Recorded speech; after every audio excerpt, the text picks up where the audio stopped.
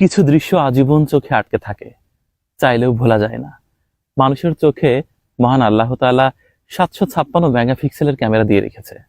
সেই ক্যামেরায় এমন কিছু দৃশ্য দেখা যায় যা বাকি জীবনে কোনো দিনও আপনি সেই দৃশ্য ডিলিট করতে পারবেন না। দেখুন আমার পেছনে জীবনানন্দ দাশের বাংলায় বসে আছি। আহ, কি চমৎকার দৃশ্য! এই দৃশ্য কখনোই ভোলার নয়। সারা মাঠে এ যেন সাদা রঙের বরফ খসে পড়েছে আকাশ থেকে। মনে পড়ছে প্রকৃতির রাজপুত্র জীবনানন্দ দাশের লেখা সেই বিখ্যাত কবিতা হাওয়ার রাত, যেখানে মশারিকে সাদা বকের সাথে আর আকাশের মেলমেশ একাকার হয়েছিল। কি দারুণ দৃশ্য দেখুন! শুধু কি এখানেই শেষ? শামসুর রহমানের সেই বিখ্যাত ছড়াটির কথা মনে আছে?